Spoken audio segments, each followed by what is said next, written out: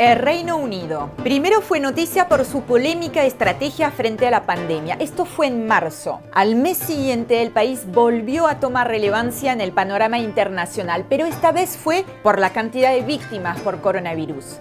En los primeros días de mayo se registraban más de 30.000 personas fallecidas. El Reino Unido ya era el segundo país con más muertes a nivel global, detrás de Estados Unidos, y también el más castigado en Europa. ¿Qué falló en la quinta potencia económica mundial? ¿O quién? Todos los dedos apuntan contra Boris Johnson, el primer ministro y principal protagonista de esta historia. Despreocupado y fanfarrón, luego enfermo de COVID-19 y convaleciente. Estos son los errores de su gobierno que cambiaron la suerte de los británicos y las británicas.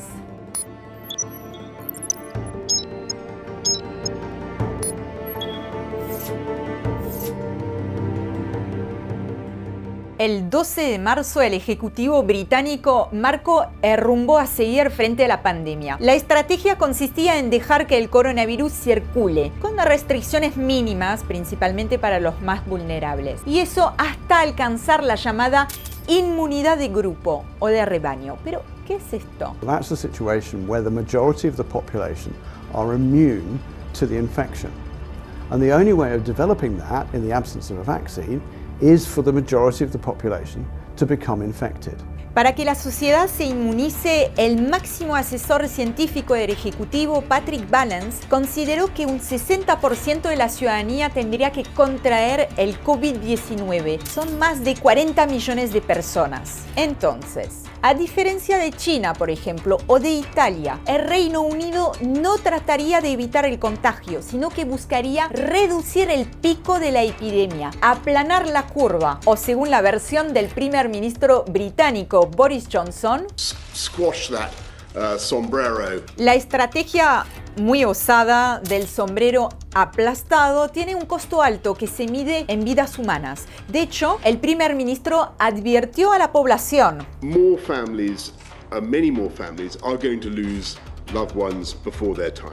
El enfoque del gobierno abocado a proteger la economía antes que las personas desató un aluvión de críticas por parte de la sociedad, la clase política y la comunidad científica en el Reino Unido y en el mundo.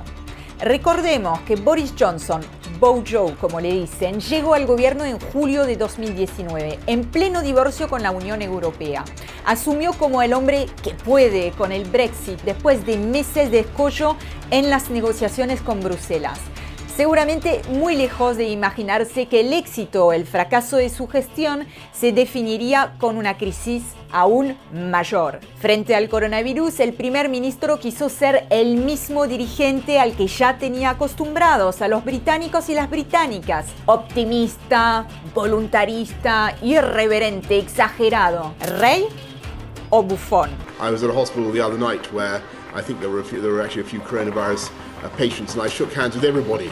Un par de días después de que Johnson se jactara de no respetar ningún tipo de distanciamiento social, el Reino Unido anunció la primera muerte debido a la pandemia. Ahora, volviendo a los anuncios del 12 de marzo, el primer ministro decidió, con el respaldo de algunos científicos, que el Reino Unido ensayaría una respuesta propia, una respuesta made in Britain, para hacerle frente a lo que él mismo calificó como la peor crisis de salud pública en una generación. Y mientras se implementaban medidas radicales en varios países vecinos, el gobierno británico recomendó hacer vida normal, con unos pocos recaudos, como por ejemplo que los mayores de 70 años eviten viajar en crucero o lavarse las manos el tiempo que se tarda en cantar 2 veces un cumpleaños feliz. Two verses. I think 20 seconds would be sufficient. Happy birthday to you. Happy birthday, dear Mologic. Thank you very much Happy indeed. birthday to you. De repente, estamos el 16 de marzo. Johnson inicia un cambio de estrategia y también de tono. El primer ministro ya no habla de aplastar el sombrero. Anticipa acciones drásticas que todavía no se concretan.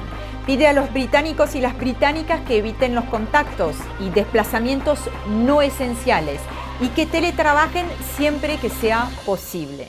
Las reglas son principalmente un autoconfinamiento de 7 días para los que presentan síntomas, 14 días para los hogares donde uno de los miembros está infectado y un aislamiento de 12 semanas para la gente vulnerable y los mayores de 70. Sin decirlo, el gobierno admite la gravedad de la pandemia, parece ceder a las críticas y reconocer que se equivocó de rumbo. El 20 de marzo, Johnson cierra las escuelas, los bares, restaurantes, cines y gimnasios. El 23 de marzo decreta el cierre de comercios no esenciales e impone finalmente el confinamiento de la población por al menos 3 semanas. I urge you, at this moment of national emergency, to stay at home, protect our NHS and save lives. ¿Qué hizo que el gobierno pasara de prepárense a ver morir a sus seres queridos a quédense en casa, protejan el sistema de salud y salvan vidas? Bueno, no se trató de una epifanía. Hacía 2 meses ya que se sabía de la gravedad del coronavirus. Viajemos en el tiempo y veamos qué pasó. A finales de enero, un grupo de investigadores informaron desde China, en la revista médica británica The Lancet, sobre la letalidad del patógeno y el aumento rápido del número de muertos. El 12 de marzo, un par de investigadores informaron desde Italia sobre las dimensiones de la pandemia y su impacto devastador sobre el sistema de salud. Advirtieron que otros países europeos podrían tener un número similar de pacientes infectados y necesidades parecidas en cuanto a los ingresos en unidades de cuidados intensivos. Hubo advertencias y más advertencias, como esa carta firmada el 14 de abril por más de 500 expertos de distintas disciplinas, calificando la estrategia de mitigación, como se dice, del gobierno como insuficiente, inviable y arriesgada. Pero el informe que dio el jaque mate y obligó al gobierno a dar un giro de 180 grados es el que el Imperial College de Londres publicó el 16 de marzo. Ahí los científicos estiman que, de no cambiar la estrategia, la pandemia mataría a unas 250.000 personas en el Reino Unido, además de provocar el colapso del sistema sanitario. Para ese entonces, el número de contagios y de muertes ya se estaba acelerando. La historia tiene más de un giro. El 27 de marzo, 4 días después de decretar el confinamiento obligatorio, Boris Johnson, que en algún momento pretendía seguir estrechando las manos a todo el mundo, sorprendió con un anuncio. I've developed mild symptoms of the coronavirus, and on the advice of the chief medical officer, I've taken a test that has come out positive. El 5 de abril, el primer ministro fue internado en el hospital St. Thomas para someterse a pruebas. Al día siguiente fue ingresado a la unidad de cuidados intensivos, de la que salió el 12 de abril. El primer ministro dijo que el desenlace podría haber ido tanto hacia un lado como hacia el otro. Y a modo de homenaje, Johnson y su novia Carrie Simons le pusieron a su hijo, nacido el 29 de abril, el nombre de los médicos que lo atendieron. Pero al primer ministro le hace falta mucho más que dar las gracias o unos aplausos al Servicio Nacional de Salud para hacer olvidar los errores gubernamentales que dispararon los contagios de COVID-19 en el Reino Unido. Una ausencia que se vio reflejada en otros asuntos de Estado, como las inundaciones de febrero, y que le valió en ese momento un apodo por parte de la oposición laborista. How can the country trust a prime minister, a part-time prime minister?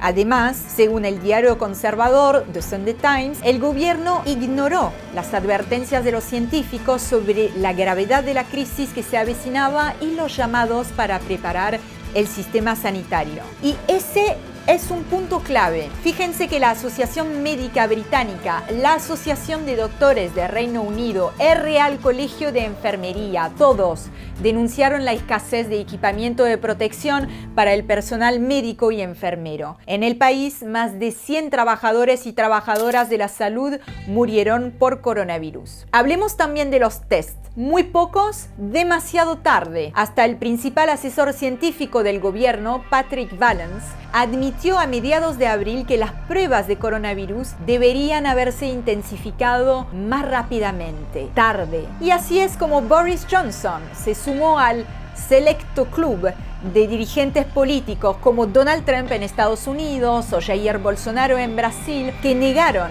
el impacto del virus y eligieron en su gestión de la pandemia un camino irresponsable, a contramano de la ciencia y en desprecio de la vida. El 6 de abril, en un hecho inusual, la reina Isabel II, con 93 años de edad, se dirigió a la nación. Hope in the years to come, everyone will be able to take pride in how they responded to this challenge. Con la templanza que la suele caracterizar, la monarca llamó en una locución televisiva a la unidad y la resiliencia. Aunque el mensaje no le estaba personalmente destinado, tal vez el primer ministro se haya sentido interpelado. ¿Cuántas vidas habrá costado el tiempo desperdiciado por el gobierno en los inicios de la pandemia? ¿Cuántas muertes habrá sumado la elección de una estrategia de alto riesgo? ¿Cuántas más por negligencia? Entonces, Boris Johnson, ¿rey o bufón?